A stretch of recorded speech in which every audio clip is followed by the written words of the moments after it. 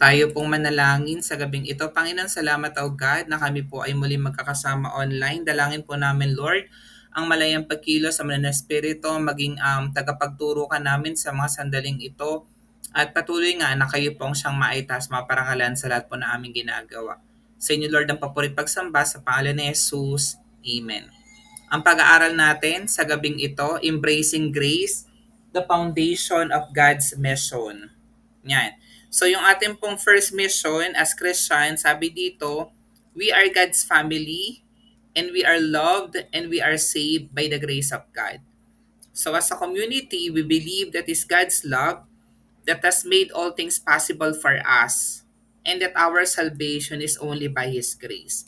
So tandaan mo, na dahil mahal tayo ng Panginoon, ang lahat ng mga bagay ay makapangyayari. Amen. At ang ating kaligtasan, hindi po ito dahil sa ating mabubuting gawa, hindi po dahil sa tayo po ay mahusay, kundi dahil lamang po sa kagandahang loob ng ating Panginoon, kaya po tayo magkakaroon ng kaligtasan at magkakaroon ng buhay na walang hanggan. So we desire to walk as believers who are victorious in Christ and who are able to live godly lives according to His abundant grace in us. So tayo, being mga Christians, being unbelievers of Jesus Christ, so doon tayo nagsisimula lagi sa finished work of the Lord. Ibig sabihin, tayo pong lahat ay mananagumpay na.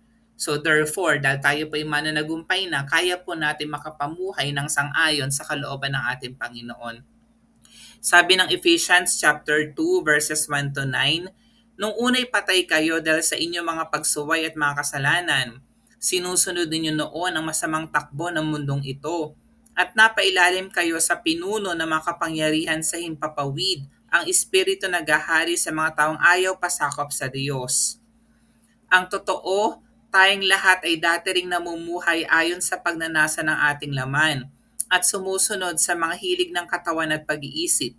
Kaya't sa ating likas na kalagayan, kabilang tayo sa mga taong kinapupuotan ng Diyos. Pero anong sinabi ng verse 4? Subalit napakasagana ng habag ng Diyos at napakadakila ng pag-ibig niya sa atin. Di ba hindi tayo deserve, hindi tayo worth it, dapat pupunta tayo lahat ng impyerno dahil tayo pong lahat ay makasalanan, nagkamali, pero dahil masaganang habag ng Diyos yung kanyang grace, sabi ng verse 5, tayo'y binuhay niyang kasama ni Kristo nung tayo mga patay pa dahil sa ating pagsuway. Naligtas nga kayo dahil sa kanyang kagandahang loob. And that separate us from religions. Kasi lagi kong sinasabi sa inyo, what we have is relationship with Jesus Christ. Hindi kailanman tayo kayang iligtas ng kung anong relihiyon. Tayo po ay magkakaroon lamang ng kaligtasan dahil meron tayong relasyon sa ating Panginoong Heso Kristo and because of the grace of God. Dahil sa ating pakikipag-isa kay Kristo Jesus, tayo muling binuhay na kasama niya upang mamunong kasama niya sa kalangitan.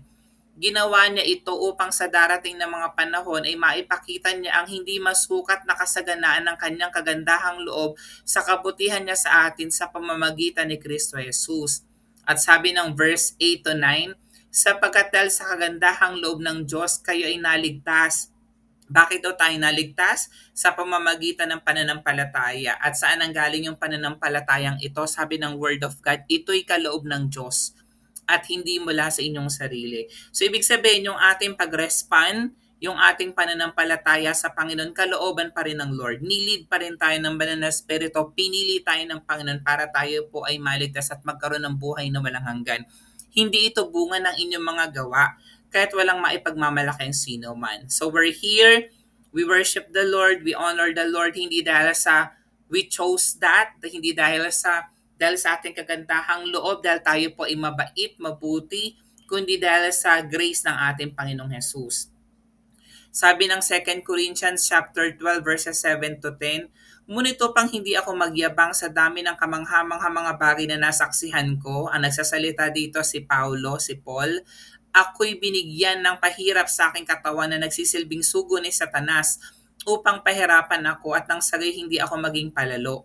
Alam niyo, totoo to, minsan hindi lahat binibigay ng Lord sa atin. Hindi lahat ng mga prayers natin directly sinasagot ng Lord. Amen. Kasi ginagamit din ng Lord na opportunity ito for us na patuloy na magtiwala sa Panginoon. Patuloy na asahan ang kagandahang loob, ang kapangyarihan ng Diyos sa ating buhay. Sabi ng verse 8, tatlong beses kong dinadalangin sa Panginoon na alisin ito. Ngunit ganito ang kanyang sagot, ang kagandahang loob ko ay sapat na para sa iyo sapagkat lubusang nahayag ang aking kapangyarihan kapag ikaw ay mahina. 'Di ba? Kaya't bunggal akong ipagmamalaki ang aking mga kahinaan upang manatili sa akin ang kapangyarihan ni Kristo. Alang-alang kay Kristo, ako'y may kasiyahan sa gitna ng mga kahinaan, mga pagkutya, mga kahirapan, pag-uusig at kagipitan, sapagkat kapag ako ay mahina, doon ako nagiging malakas. Bakit nagiging malakas? Dahil nga kasama natin ang Panginoon. Dahil ang Lord ang nagdudulot sa atin ng kaligayahan. Ang Lord ang nagdudulot sa atin ng kapayapaan, ng security, ng protection. Ganun po kabuti ang ating Panginoon. Yung dalawang verses na binasa po natin, so basically, these are foundational passages that emphasize the centrality of God's grace in the Christian faith. So tayo as messenger of grace of God, mahalaga na alam natin yung mga verses na to. In Ephesians chapter 2 verses 1 to 9, Paul addresses the Ephesian church highlighting the transformational power of God's grace in saving believers from spiritual death and raising them to new life in Christ. So napakabuti ng Diyos, di ba? Patay tayo in the spiritual, then na born again tayo, kaya nagkaroon tayo ng relationship sa ating Panginoon. In the same way, yung 2 Corinthians chapter 12 verses 7 to 10, Paul speaks of the sufficiency of God's grace in the midst of weaknesses and hardships, emphasizing how God's power is made perfect in our weaknesses. Kasi the more natin na napapatunayan, the more natin na na-appreciate, nakikita yung kapangyarihan ng Diyos in our weaknesses, di ba? The historical context includes Paul's ministry among the early Christian communities where he sought to strengthen believers' understanding of God's grace and its implications for their lives and mission. So, even up until now, hindi lang naman ang kinakausap dito yung mga nasa Corinthian church. So, it applies to each and every one of us. So, dapat merong impact sa atin, may kapangyarihan yung mga verses na to for us to live godly and then ma-fulfill natin yung mission na binigay sa atin ng Panginoon. So, there are 5 points that I would like to highlight for tonight's Bible study. Point number 1, the reality of spiritual death. Before experiencing God's grace, tandaan mo, we were spiritually dead. Patay tayo in the spirit. We are enslaved to sin and separated from God's presence. 'Di ba? Kaya tayo nalayo sa Panginoon, nawala ang relasyon natin sa Panginoon dahil nga sa kasalanan. Yung Ephesians chapter 2 verses 1 to 3, it describes this condition of spiritual death and bondage, highlighting our desperate need for God's intervention. Dahil ganun yung kalagayan natin, kailangan natin ng tagapagligtas. Amen. So dito, ang summary dito, recognizing the reality of our spiritual condition apart from God's grace humbles us and underscores the magnitude of His saving work in our lives. Diba? Dahil ganun yung condition natin, natututo tayo magpakumbaba. Kaya hinahanap natin yung isang Diyos na magliligtas sa bawat isa sa atin. Yung point number 2, God's abundant mercy and love. So despite of our spiritual deadness and rebellion, 'di ba? Hindi naman natin talaga pinili ang Diyos, 'di ba? Ang Diyos ang humanap ang pumili sa atin. Pero God, out of His great love and mercy, made us alive together with Christ. Sa sa Ephesians chapter 2 verses 4 to 5. His grace is a demonstration of His unmerited favor and undeserved kindness towards us. 'Di ba? Wala naman in-expect na anything in return ang Lord sa atin. Pero in-experience natin yung favor, yung kindness ng Panginoon.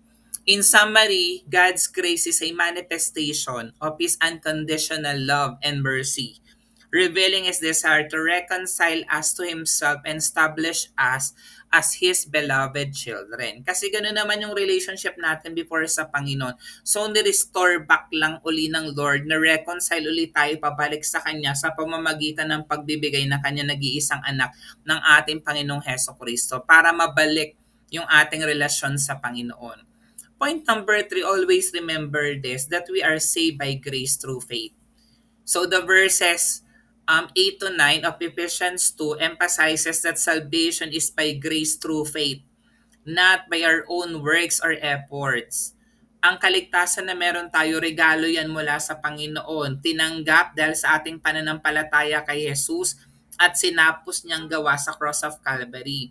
Understanding that our salvation is a result of God's grace received through faith leads us to humility and gratitude. 'Di ba? Ang proper response sa ginawa ng Lord sa atin, syempre love din. Kung inibig tayo ng Panginoon, dapat ibigin natin ang Diyos, ibigin natin ang ating kapwa. Recognizing that we contribute nothing to our salvation apart from simply trusting in Christ. Tingnan mo, oh, wala talaga tayong ambag dun sa ating kaligtasan. Ang ginawa mo lang talaga, nagtiwala ka sa Diyos. Amen. Nanampalataya ka sa Panginoon. Point number 4, God's power made perfect in weakness. So I'm sure each and every one of us tonight, lahat tayo meron mga weakness. Diba? Hindi naman talaga tayo perfect. Lahat tayo may mga problems, may mga pinagdadaanan sa buhay. Pero yung 2 Corinthians chapter 12 verses 7 to 10, sabi dito, Paul shares how he pleaded with God to remove a thorn in his flesh. So minsan ganan ka, maaring every night, every day mo na tong pinagpe-pray na alisin sa inang Diyos, pero hindi pa rin inaalis ng Diyos. Kasi itong sinasabi ng Diyos sa iyo, my grace is sufficient for you, for my power is made perfect in weakness. So it highlights how God's grace sustains us and empowers us even in our weaknesses and limitations. Because of that, natututo tayong magtiwala sa Panginoon, natututo tayong isik ang Lord, di ba?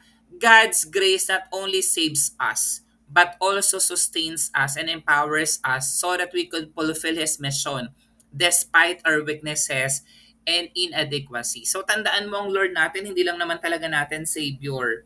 Siyempre, hindi nagkamali ang Lord sa pagpili sa bawat isa po sa atin. At ine-equip tayo ng Lord para magawa natin by His grace sa mga bagay na gusto niyang ipagawa sa bawat isa po sa atin. Kahit na may mga kanya-kanya tayong kahinaan, kahit na minsan pumapalpak tayo, kahit minsan pasaway tayo, tinatamad tayo, pero God's power is always made perfect in our weaknesses. Point number 5, living as God's beloved family. As recipients of God's grace, we were adopted into His family and made partakers of His inheritance. Isa pa ito sa maganda na kailangan mong tandaan. Part ka ng family of God. Eh sino po ba may-ari ng langit at lupa? Di ba ang Panginoon? Sino po bang may-ari ng knowledge and wisdom? Di ba ang Panginoon? So everything that you need, kayang ibigay sa ng Lord kasi part ka ng family of God. This new identity as God's beloved children compels us to live in unity and love, reflecting His grace, of course, especially to others. Hindi lang naman binigay sa ng Lord yung grace, di ba? The Lord even extends His grace to other people as well. So therefore, ang gusto ng Lord, yung grace na tinanggap mo, i-reflect mo din sa ibang tao.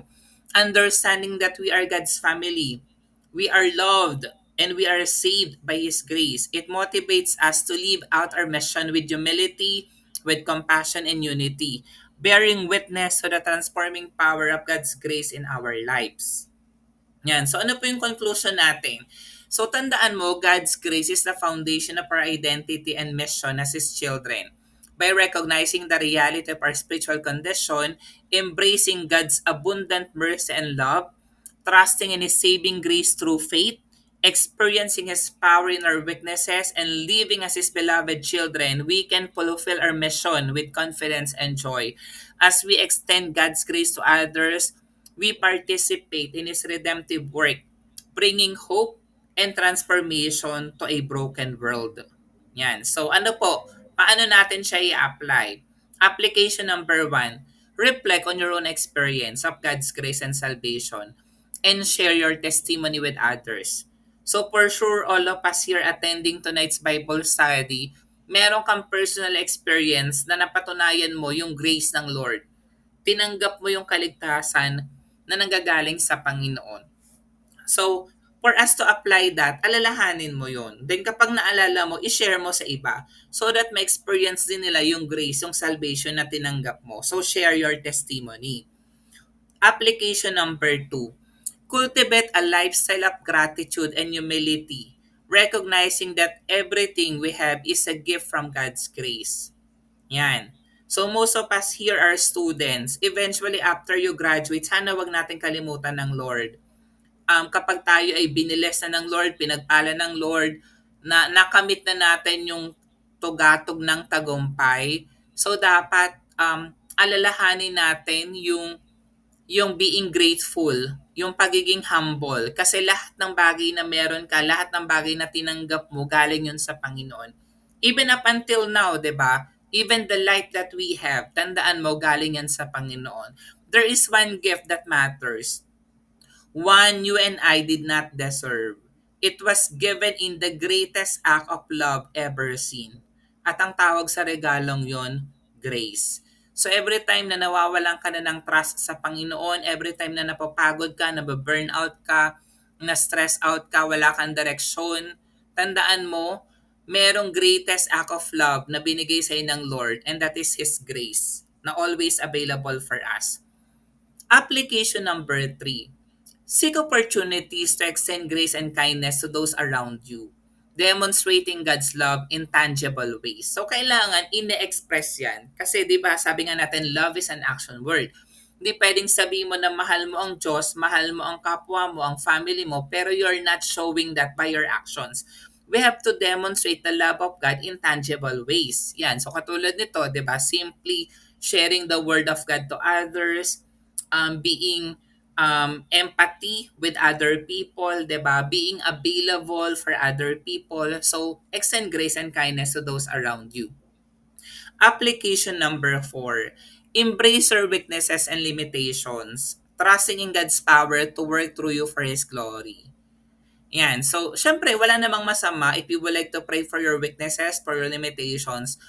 Pero paano kapag hindi sinagot ng Lord? Katulad nung sinabi ni Pablo na turn of the flesh. So patuloy ka lang magtiwala sa makapangyarihang Diyos. Remember, sino bang creator mo?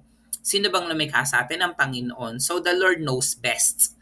Kung akala mo ito yung mas makakabuti sa iyo, mas alam ng Diyos kung ano yung makakabuti sa bawat isa po sa atin. God uses all kinds of people for His glory, even you and me. So tandaan mo yan, dapat ganun yung perspective mo. The people around us, ayan, so gumagamit ang Lord ng mga tao, yan, for Him to be glorified.